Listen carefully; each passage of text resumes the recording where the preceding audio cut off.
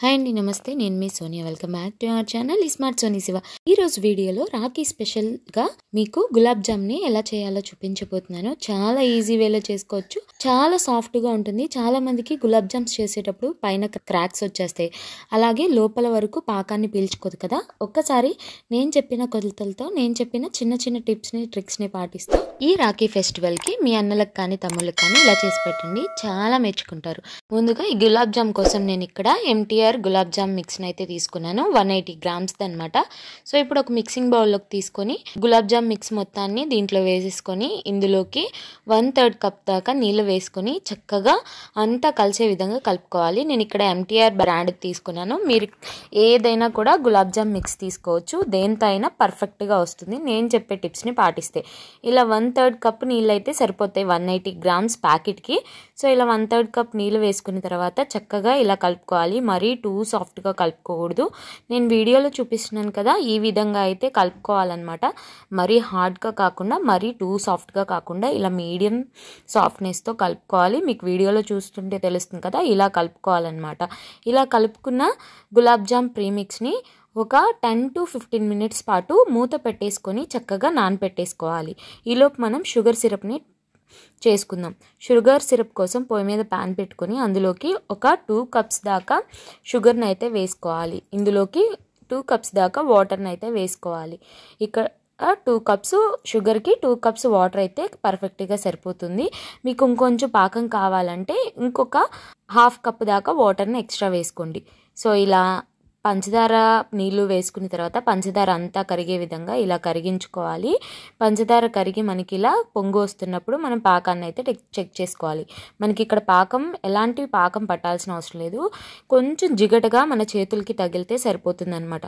కొంచెం జిగటగా తగిలిన తర్వాత ఇందులోకి ఒక 1/4 teaspoon దాకా ఇలాచీ పౌడర్ కూడా వేసుకొని అంతా బాగా కలిసే విధంగా కలిపేసుకొని స్టవ్ ఆఫ్ చేసుకొని మూత పెట్టేసుకొని పాకాన్ని చల్లారిపోకుండా పక్కన పెట్టేసుకోవాలి. పాకం అనేది చల్లారిపోకూడదు అనమాట కంప్లీట్గా. ఈలోపు మనం పిండి కలిపి పెట్టుకున్నాం కదా, సో పిండి చూడండి డబల్ క్వాంటిటీ అయింది. సో ఇప్పుడు దీన్ని ఒక 2 minutes పాటు చక్కగా నీట్ చేసుకోవాలన్నమాట. మరి ఎక్కువ ప్రెజర్ ఇచ్చేయకుండా లైట్గా ఇలా ప్రెస్ చేసుకుంటూ పిండిలోంచి కొంచెం కొంచెంగా పిండిని తీసుకొని మీకు ఏ సైజులో అయితే కావాలో ఆ సైజులో ఇలా ఉండల్ని తీసుకొని నేను వీడియోలో చూపించిన విధంగా 2 అరచేతుల మధ్యలో పెట్టుకొని ఇలా గట్టిగా కొంచెం ప్రెస్ చేసుకుంటూ ఇలా రౌండ్ బాల్లా చుట్టుకోవాలి. ఇలా చేయడం వల్ల మనకి క్రాక్స్ ఏమని ఉండవు, అలాగే ఆయిల్లో వేసినప్పుడు కూడా క్రాక్స్ రాకుండా ఉంటాయి. ఇలాగే గులాబ్ జాములు అన్నిటిని చేసుకోవాలి. ఇప్పుడు మీకు ఒక చిన్న టిప్ చెప్తాను. గులాబ్ జామ్స్ అన్నీ ఒకే సైజులో రావాలంటే ఇలాంటి ఏదైనా గుంట గరిటున్న స్పూన్తో మెజర్ చేసుకొని పిండిని ఇలా చక్కగా చేతి వేళ్ళ మధ్యలో పెట్టుకొని అరచేతిలో పెట్టుకొని చక్కగా ప్రెస్ చేస్తూ రౌండ్ బాల్స్లా చేసుకోవాలి. ఇలాగే అన్నిటిని కూడా చేసుకోవాలి. చూడండి ఇక్కడ అన్నీ కూడా ఒకే సైజులో చేసుకున్నాను. ఇప్పుడు ఈ గులాబ్ జామ్స్ని మనం ఫ్రై చేసుకుందాం. ఇందుకోసం బాండీ గిన్నె స్టవ్ మీద పెట్టుకొని డీప్ ఫ్రైకి సరిపడా ఆయిల్ వేసుకొని ఆయిల్ని మరీ ఎక్కువ హీట్ చేయకుండా అలానే లో హీట్లో ఉండకుండా మీడియం హీట్లో ఉండేటట్టు చూసుకొని ఇందులోకి మనం తయారు చేసి పెట్టుకున్న గులాబ్ జామ్ బాల్స్ని ఒక్కొక్కటిగా వేసుకోవాలి.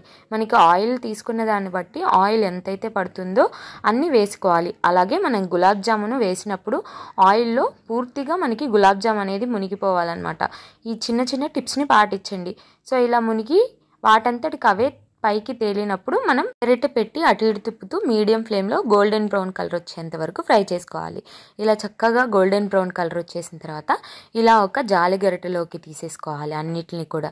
చూడండి ఈ కలర్ అయితే రావాలన్నమాట. చూడండి మనకి ఎక్కడ క్రాక్స్ కూడా రాలేదు, చక్కగా పర్ఫెక్ట్గా రౌండ్గా వచ్చాయి కదా. ఇప్పుడు ఇలా ఫ్రై చేసుకున్న గులాబ్ జామ్స్ని మనం ముందుగా తయారు చేసుకున్న షుగర్ సిరప్లోకి ఈ గులాబ్ జామ్స్ని వేసుకోవాలి. ఈ గులాబ్ జామ్స్ వేసేటప్పుడు షుగర్ సిరప్ అనేది గోరువెచ్చగా ఉండేటట్టు చూసుకోండి. చల్లారిపోతే కనుక పొయ్యి మీద పెట్టుకొని కొంచెం వేడి చేసుకోండి.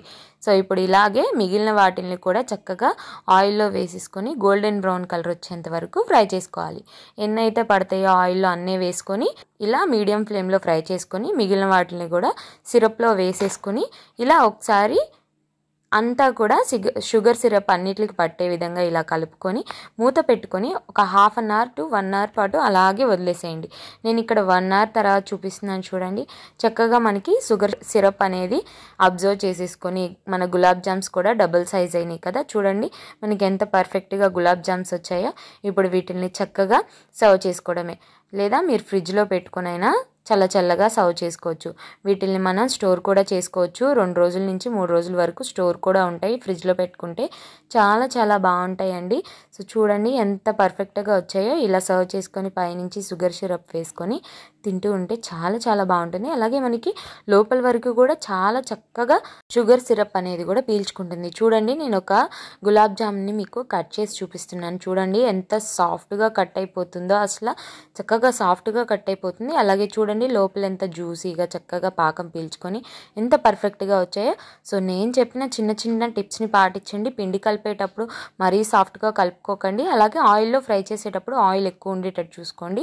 అలాగే మీడియం ఫ్లేమ్లో ఫ్రై చేసుకోండి. ఈ చిన్న టిప్స్ని పాటించి మీరు కూడా ఈ రక్షాబంధన్కి తప్పకుండా ఈ గులాబ్ జామ్స్ని ట్రై చేయండి. ట్రై చేశాక ఎలా వచ్చిందో మీ ఫీడ్బ్యాక్ని నాతో షేర్ చేసుకోవడం అస్సలు మర్చిపోవద్దు. ఈ వీడియో కనుక నచ్చితే వీడియోని లైక్ చేయండి, మీ ఫ్రెండ్స్ అండ్ ఫ్యామిలీ రిలేటివ్స్కి షేర్ చేయండి. ఇంకా ఇలాంటి ఎన్నో ఈజీ అండ్ హెల్తీ రెసిపీస్ కోసం స్మార్ట్ సోనీ శివ ఛానల్ని సబ్స్క్రైబ్ చేయండి. ఈ వీడియో అయితే మరొక మంచి వీడియోతో మళ్ళీ మీ ముందుకు వచ్చేస్తా. అంతవరకు సెలవు. Bye all.